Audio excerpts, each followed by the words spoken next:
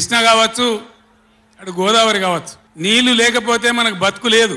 ఆ ఉన్న నీళ్లు కూడా సరిగా లేకపోతే బతుకులు వంగిపోయినాయి. ఇదే నల్గొండలో 1,50,000 మంది మునుగోడు, దేవరకొండ, ఇతర ప్రాంతాల బిడ్డలై ఫ్లోరైడ్తో నడుములు వంగిపోయినాయి.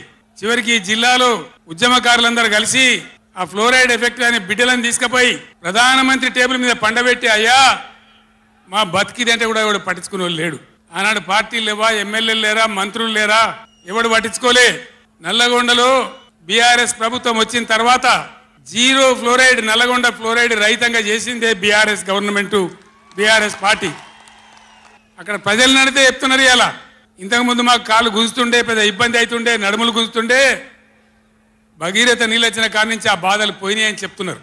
ఎవరిని అడిగినా కూడా చెప్తున్నారు. ఏనాడు ఏ నాయకుడు పట్టించుకోలే. ఇప్పుడు జరుగుతున్నది ఏంది? ఈ సభ పెట్టింది కొంతమంది సన్నాసులు తెలివిలేక వాళ్లకు వ్యతిరేకమని అనుకుంటున్నారు. నేను ఒక్కటే మాటలో జరగవలసింది చెప్తా. ఉవ్వెత్తిన మనం ఉద్యమంలాగా ఎగిసి పడకపోతే, మనల్ని మనం కాపాడుకునే ప్రయత్నం చేయకపోతే ఎవ్వడు కూడా మన రక్షణకు రాడు. మీరు ఈ మాట రాసి పెట్టుకొని మీ గుండెలలో. ఎవ్వడు రాడు. ఆనాడు ఫ్లోరైడ్ నాడు ఎవడు రాలే. ఓట్లున్నప్పుడు వస్తారు నంగనాసి కబుర్లు చెప్పి, కానీ తర్వాత ఎవడు రాడు. ఓటు గుద్దినం గడ్డకెక్కిందంటే మన ఈపుల గుద్ది మనని బొందలు నూకుతుండే తప్ప ఎవడు రాలే. ఇది జరిగిన చరిత్ర, ఇప్పుడు జరుగుతున్న చరిత్ర. దయచేసి మీరు గమనించాలి. ఇది ఆషామాషి కాదు. ఇది చిల్లర మల్లర రాజకీయ సభ కాదు. రాష్ట్ర ప్రభుత్వానికి కాదు, రాష్ట్ర నాయకులకు కాదు.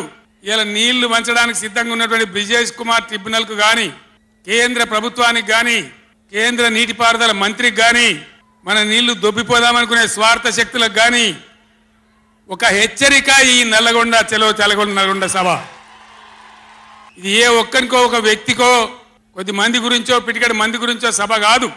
ఖమ్మం, నల్గొండ, మహబూబ్ నగర్, రంగారెడ్డి, హైదరాబాద్ ఈ 5 జిల్లాల ప్రజల యొక్క జీవన్మరణ సమస్య జరుగుతున్నది చూసిన తర్వాత చాలా బాధపడ్డాం. మీ అందరి ఆశీస్సులతోని ఉద్యమాన్ని విజయం చేసినాం, రాష్ట్రం తెచ్చుకున్నాం.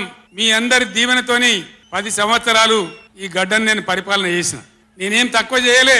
ఎక్కడో పోయిన కరెంటును తెచ్చి నిమిషం పాటు కూడా కరెంటు పోకుండా మీ అందరి కరెంట్ సప్లై చేయించినాం.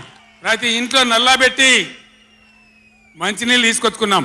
ఒకనాడు ఆముదాలు మాత్రమే పండిన నల్లగొండలో, బత్తాయి తోడలతో బతికిన నల్లగొండలో లక్షల లక్షల టన్నుల వడ్లు వండించేటువంటి పరిస్థితులు తెచ్చుకున్నాం. అంతకుముందు లేని నీళ్లు యాడికెళ్ళి వచ్చినాయి, ఎట్లా వచ్చినాయి అంటే దమ్ము కావాలి.